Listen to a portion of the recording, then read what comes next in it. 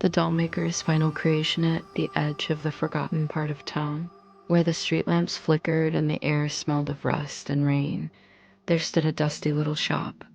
Its cracked wooden sign read, "Marceline's Dolls for Children and Collectors."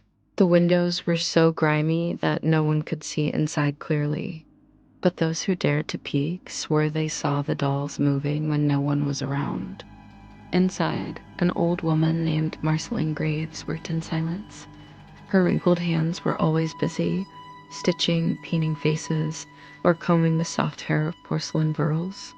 She never smiled, and she never spoke unless it was about her work. People said she used to make the most beautiful dolls in the world. Until one winter, something changed. One stormy evening, a tall man in a dark coat stepped into the shop. His voice was deep and unsettling. "I hear you can make dolls that live." Marceline looked up, her cloudy gray eyes narrowing. "I make dolls," she said flatly. "That is all." The man slid a small velvet pouch onto her counter. It jingled with coins. "Make me one, your final creation, and make it perfect." Marceline hesitated. She hadn't taken a custom order in years. But something about the way the man's shadow stretched unnaturally long across the floor made her know he got another woman. For weeks, she worked day and night. She chose the finest porcelain, the softest hair, and glass eyes so lifelike they seemed to follow you. But it wasn't enough. She wanted the doll to be real, and so she turned to her old ways she had promised herself never to use again. She began to whisper to the doll as she worked, speaking in a language no one had heard for centuries. She placed tiny charms inside its chest and something else. Something she took from a small locked box under her bed, a single dried human heart.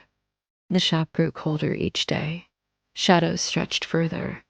At night, people passing by swore they heard a child's laughter from inside, even though Marceline lived alone.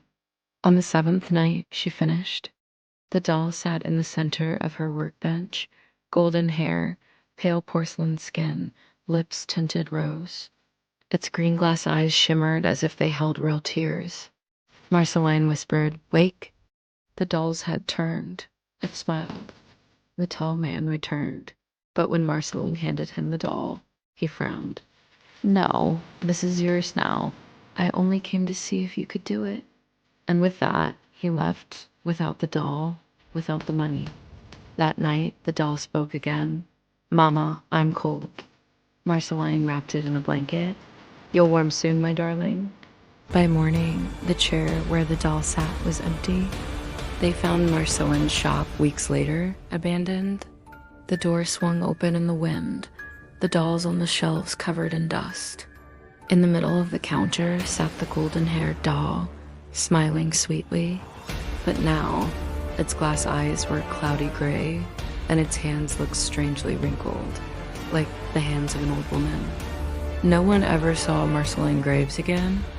If you like, I can also make a shorter, chilling version perfect for a YouTube horror narration that ends with a bigger shock twist.